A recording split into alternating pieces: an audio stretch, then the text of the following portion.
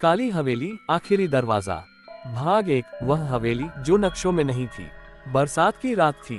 आसमान में बादल ऐसे गूंज रहे थे जैसे कोई बहुत पुराना गुस्सा निकाल रहे हो।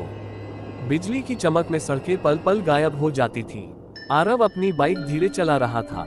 मोबाइल की बैटरी 5% पर थी और नेटवर्क बिल्कुल नहीं।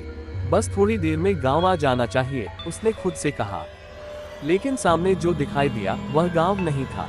सड़क के किनारे एक पुरानी टूटी फूटी हवेली खड़ी थी, इतनी बड़ी कि जैसे पूरा अंधेरा उसी के अंदर कैद हो। हवेली का फाटक अपने आप चर्र की आवाज के साथ खुला।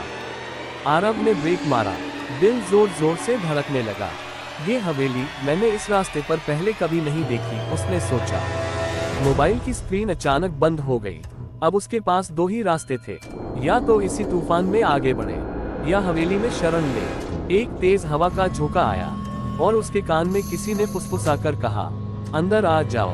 भाग 2। पहला कदम, पहली गलती। हवेली के अंदर कदम रखते ही दरवाजा अपने आप धड़ाम से बंद हो गया। अंधेरा, पूरी तरह अंधेरा। आरव ने दीवार टटोली, तभी एक पीली सी रोशनी जली। एक पुराना झूमर जिस पर जाले ऐसे लटक रहे थे जैसे किसी ने जानबूझकर उसे समय में रोक दिया हो। हवेली के अंदर अजीब सी ठंड थी, सांस से भाप निकल रही थी। दीवारों पर टंगी तस्वीरें, सबकी आंखें खरोची हुई थी। और एक तस्वीर ऐसी थी जिसमें एक युवक बिल्कुल आरव जैसा दिख रहा था। उसके नीचे लिखा था, यहाँ आने वाला आखिरी मेहमान 1998। आरव के पैरों तले जमीन खिसक गई। यह मजाक नहीं हो सकता। तभी ऊपर से कदमों की आवाज आई, धप धप धप। भाग 3। हवेली की मालकिन। सीढ़ियों से एक औरत उतरी, सफेद साड़ी, खुले बाल, चेहरा बेहद सुंदर पर आंखें बिल्कुल खाली। मेहमान बहुत कम आते हैं, उसने मुस्कुराते हुए कहा।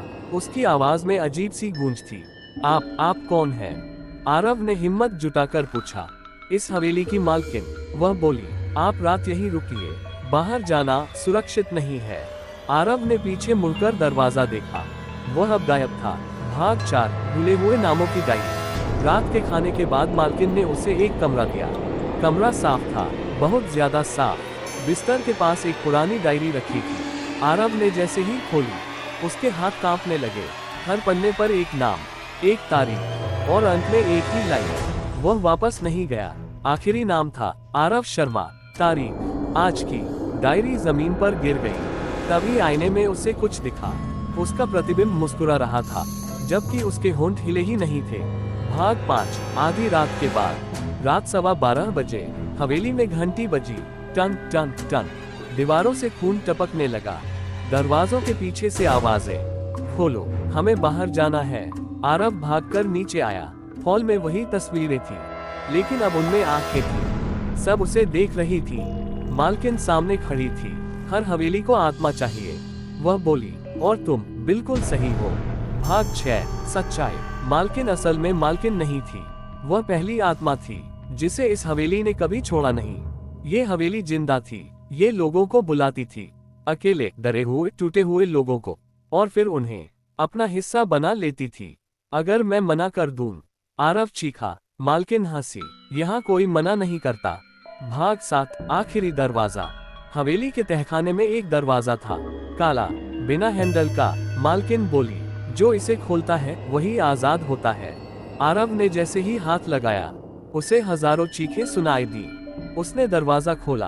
अंदर कुछ भी नहीं था, सिर्फ अंधेरा, और उसी अंधेरे से उसकी ही आवाज आई, स्वागत है। भाग 8। सुबह गांव वाले सड़क से गुजर रहे थे। हवेली वहां थी ही नहीं, सिर्फ एक पुराना बोर्ड पड़ा था। यहाँ कभी कोई हवेली नहीं थी, लेकिन हवेली के अंदर एक नई तस्वीर टंगी थी, आरव की। नीचे लिखा था, अगला मेहमान रास्ते में है।